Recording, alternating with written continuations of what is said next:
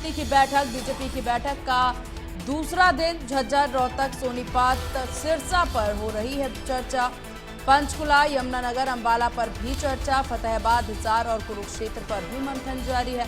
पहले दिन पलवल, नूर, रेवाड़ी पर भी हुई थी चर्चा। फरीदाबाद और गुरुग्राम की सीटों पर चर्चा भी संभव। तो पहले दिन 5 जिलों की सीटों पर चर्चा हुई थी। बड़ी खबर आपको बता दें इस वक्त की, जहां अब तक 64 विधानसभा सीटों पर हो चुकी है चर्चा। शाम करीब 7 बजे तक ये बैठक चलने वाली है। तो यह अहम जानकारी आपको दे दें, जहां विधानसभा चुनाव को लेकर के बीजेपी सुपर एक्टिव मोड में है।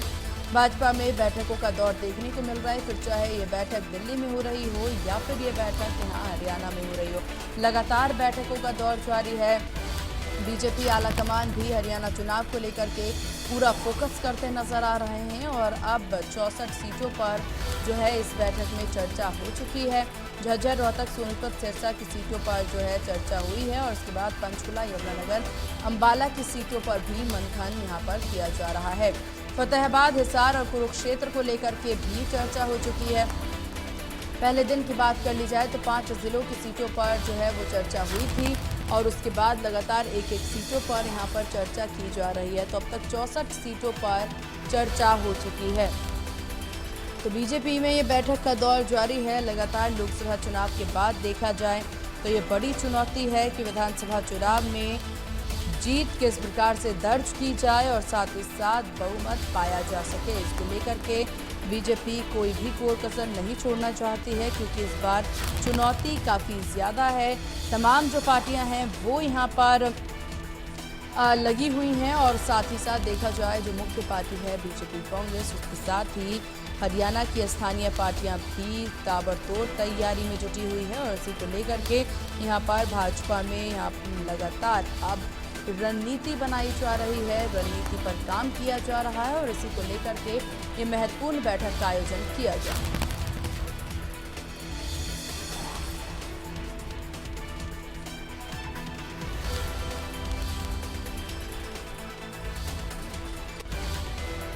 और south bureau head Gulshan Grover हमारे साथ बने हुए हैं। गुलशन, क्या जानकारी मिल रही है बीजेपी की इस बैठक को लेकर के, क्योंकि जब से यहां पर तारीखों का ऐलान हुआ है Bhajpa back to back meetings करती नजर आ रही है और आज एक और मीटिंग जहां तमाम जिलों, तमाम सीटों को लेकर के बातचीत कर रही है। देखिए, बिल्कुल इस समय जो है लंच हुआ है और लंच तक जो है जो अंदर खबर सूत्रों के हवाले से हमारे पास आ रही है कि आधी से ज़्यादा टिकटों पर मंथन हो चुका है। यानी कि कल जिस तरह से 2 लोकसभा हुई थी और आज अभी तक 4 लोकसभा जीटी रोड बेल्ट की सोनीपत, करनाल, कुरुक्षेत्र और अंबाला 4 लोकसभा सीटों पर जो है लगभग 36 विधानसभाओं पर चर्चा हुई है। और आप इस समय गुरुग्राम का गुरुकमल कार्यालय है, जहां पर हरियाणा चुनाव समिति की जो बैठक है वो चल रही है। लेकिन इस समय लंच हुआ है, तो लंच के बाद जो ये आप भीड़ देख रहे हैं, ये सभी प्रत्याशी हैं और अपने अपने विधानसभा से यहाँ पर बायोडाटा लेकर आए हैं। और जो भी अंदर नेतृत्व बैठा है, जो अंदर पैनल बैठा है, जैसे ही कोई नेता बाहर निकलता है तो उनको ये आवेदन के तौर पर जो प्रत्याशी है वो आवेदन पकड़वाते हुए नजर आते हैं। तो इस समय कुछ ही देर बाद लंच बाद जो बैठक है वो शुरू हो रही है। अब तक जो हम खबर सामने जो आ रही है, टोटल अगर कल और अगर आज की हम बात करें तो लगभग 55 सीटों पर जो है इस समय 55 से 60 सीटों पर इस समय मंथन जो है हो चुका है। और अब देखना ये होगा कि 60 सीटों में जो उम्मीदवार हैं वो कितनी संख्या में आए हैं, जो चुनाव लड़ने के इच्छुक उम्मीदवार हैं, ये अभी बाद में पता चल पाएगा। लेकिन इस समय बड़े ही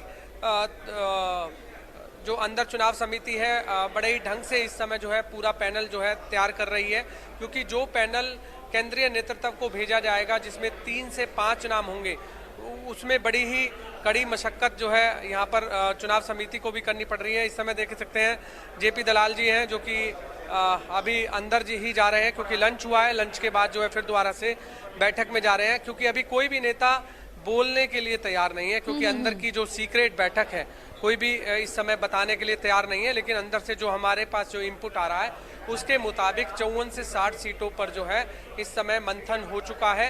बस फाइनल मोहर लगनी केंद्रीय नेतृत्व की बाकी है। जैसे बिल्कुल, और गुलशन ये भी समझा जा सकता है क्योंकि लोकसभा चुनावों के बाद जो रिजल्ट यहाँ सामने आया है, बीजेपी के लिए बड़ी चुनौती है कि बहुत सोच समझकर नामों को आगे बढ़ाया जाए, बहुत सोच समझ करके और अलग रणनीति बनाई जा सके, क्योंकि अब विपक्ष भी इनकी रणनीतियों को समझने लगा है और जिससे कड़ी टक्कर इन्हें मिलती नजर आ रही है। तो क्या समझा जा सकता है इन बैठकों के बाद कुछ अलग इस बार बीजेपी में देखने को मिलेगा इस चुनावों में?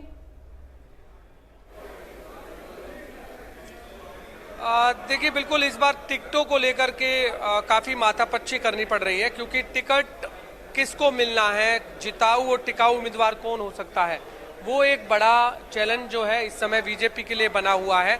और इसीलिए कहीं ना कहीं इस तरह की जो बैठकों का दौर है वो चल रहा है, क्योंकि 2 दिवसीय बैठक है। कल भी हमने देखा लगातार जो बड़े नेता हैं वो बैठक करते रहे, और आज भी हम देख रहे हैं सुबह 11 बजे से ही लगातार जो बैठक है वो चल रही है। लेकिन चुनौती भी है कि कौन सी विधानसभा से किस उम्मीदवारों को चुनावी मैदान में उतारना है जिससे कि कमल का फूल खिल सके। बेशक बीजेपी अपने आप ये कहती हुई नजर आ रही है कि हरियाणा में तीसरी बार भाजपा की सरकार बनेगी, लेकिन सरकार बनाने के लिए कितनी बड़ी चुनौतियों का सामना करना पड़ेगा, ये इस बैठक में जो है चर्चा चल रही है।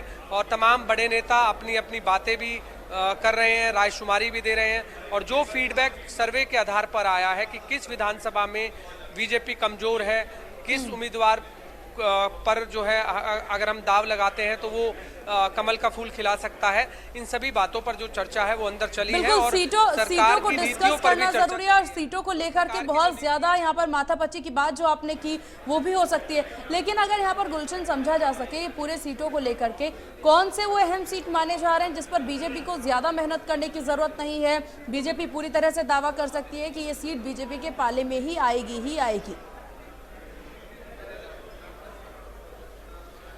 देखिए, बीजेपी का शहरी क्षेत्रों में दबदबा है, और शहरी क्षेत्रों में हम कह सकते हैं कि बीजेपी अपनी सीटें जो है निकाल सकती है। अगर हम 90 विधानसभा के समीकरणों की बात करें, क्योंकि हरियाणा में जो 90 सीटें हैं उनमें लगभग 25 सीटें जो है वो शहरी क्षेत्र में आती हैं, जो बिल्कुल शहरी हैं, और 65 सीटें जो है वो ग्रामीण आंचल भी उसमें शामिल होता है।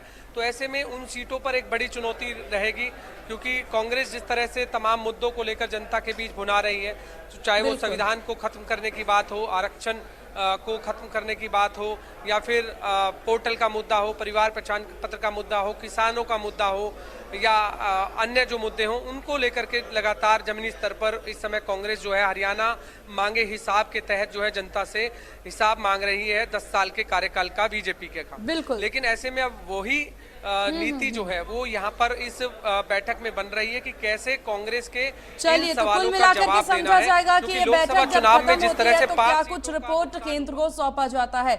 आपका बहुत शुक्रिया गुलशन, ये तमाम जानकारी और अपडेट साझा करने के लिए।